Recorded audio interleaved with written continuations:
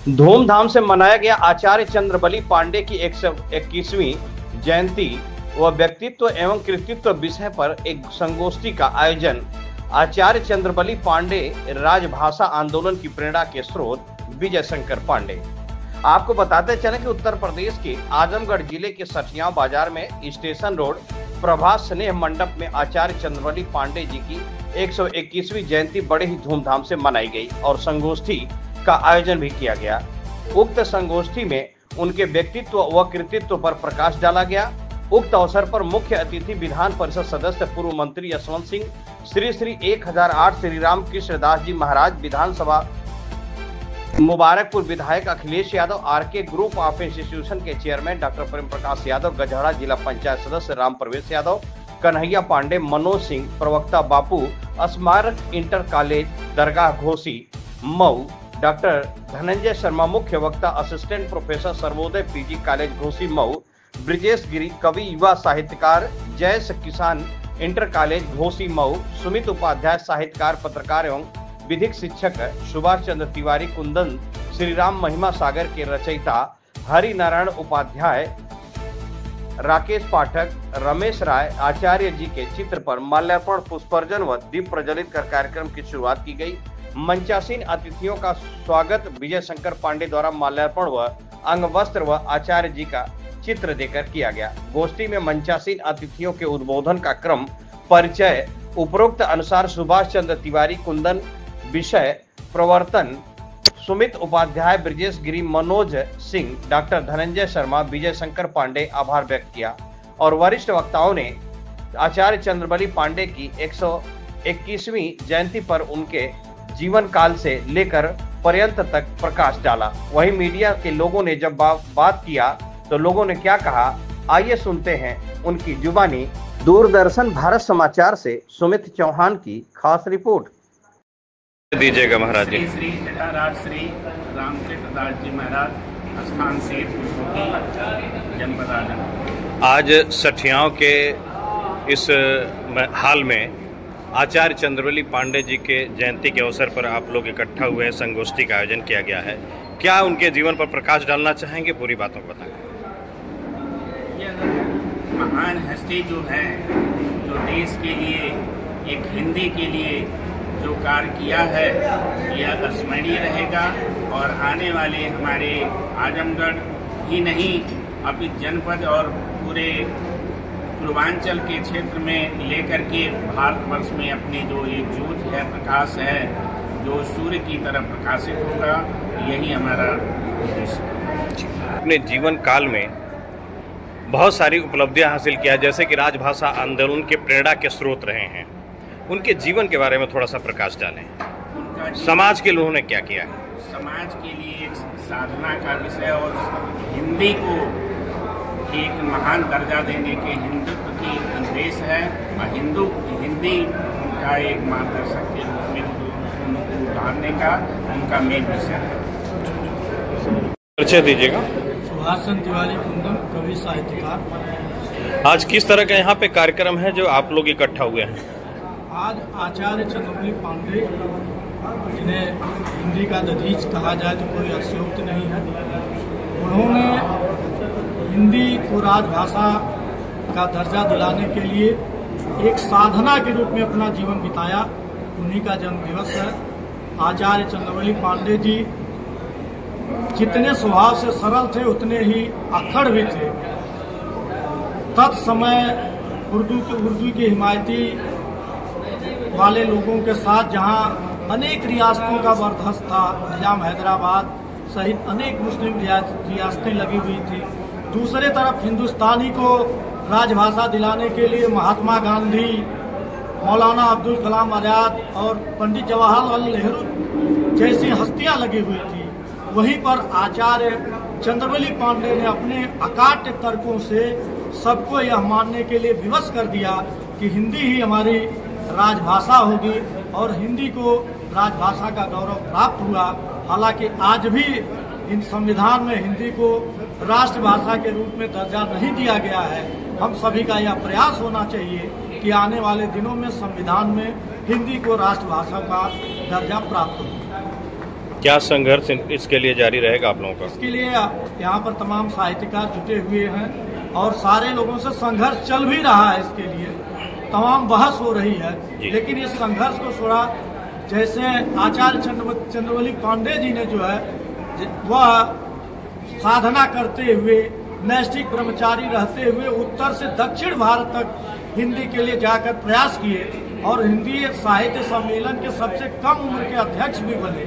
तो इस तरह के प्रतिभा के किसी व्यक्ति को मुखर होकर सामने आना पड़ेगा। आचार्य चंद्रवली पांडे जी जब इतने कर्मठ थे, इतने जुझारू थे, साहित्यकार थे, आखिर में उनको इतना पीछे क्यों रखा गया, इतना लेट क्यों हुआ? हाँ, यह जरूर है कि यह जिस सम्मान के वह हकदार हैं, जितनी ऊंचाई उनको मिलनी चाहिए उतनी ऊंचाई हम समझते हैं आजमगढ़ जिले ही नहीं देश में भी उनको उतनी ऊंचाई नहीं मिली है, जबकि वह ऊंचाई वह सम्मान उनको मिलना चाहिए।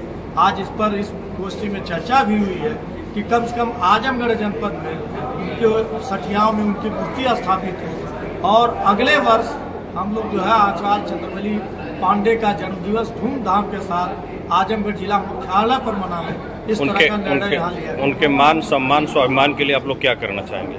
उनके मान सम्मान स्वाभिमान के लिए उनके विचारों को प्रचारित प्रसारित करना, जैसे अभी मदन मोहन पांडे जी ने जो है गोष्ठी में बताया है कि उनकी जितने किताबें हैं उसमें कुछ जीर्ण शीर्ण हो रही है, तो उनका वॉल्यूम भी तैयार कराया जाए और जो है उनकी व्यक्तित्व कृतित्व की चर्चा। बस लास्ट में पांडे जी की कुछ किताबें हमको बताएं जो उनके द्वारा लिखा गया था।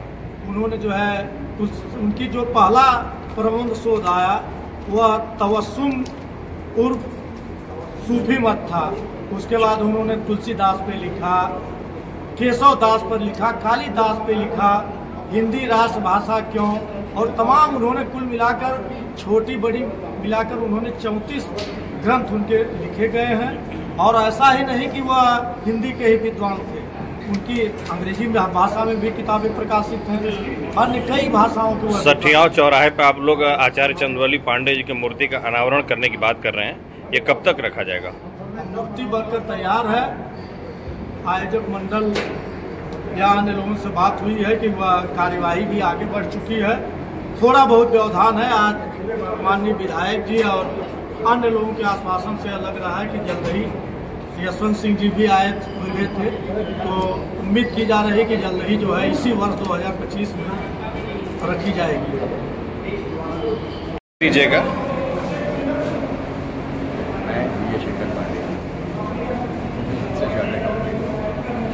आज किस तरह का यहाँ पे कार्यक्रम किया गया था? जन्म तिथि पे आज किया ये आयोजन उनके जन्म पर 2007 से प्रतिवर्ष किया जाता है और ये आयोजन करते हैं। इनके नाम पर एक पुस्तकालय है उनके गांव में, जनग्राम में, वहाँ हर तरह की पुस्तकें उपलब्ध हैं और लोग वहाँ आते हैं, पढ़ते हैं, देखते हैं।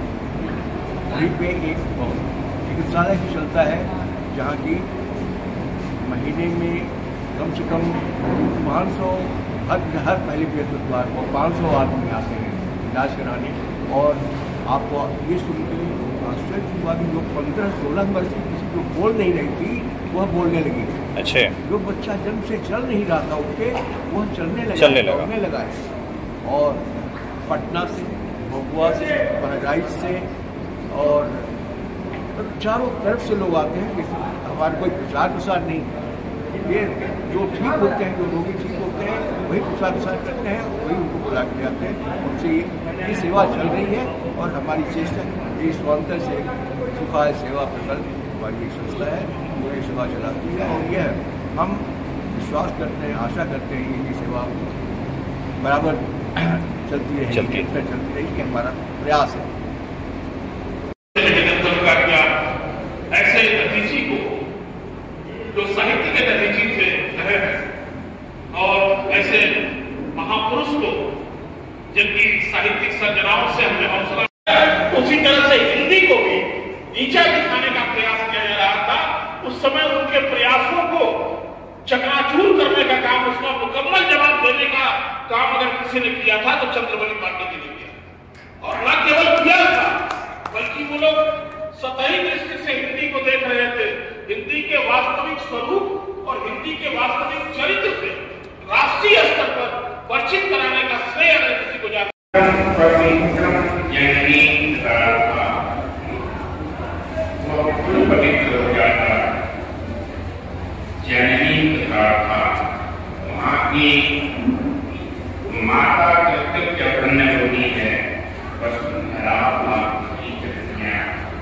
जो ऐसे महापुरुष का जन्म होता है,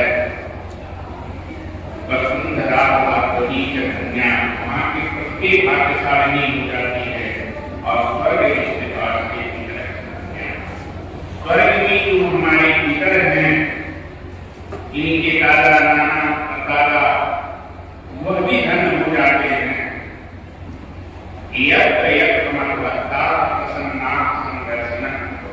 जहाँ जहाँ से भक्तगण वेदवानगण कवि लेखक सभी बताते हैं वहाँ की भी पृथ्वी भाग्यशाली हो जाती है कि किसी ऐसे महापुरुष के बारे में चिंतन मनन करने आए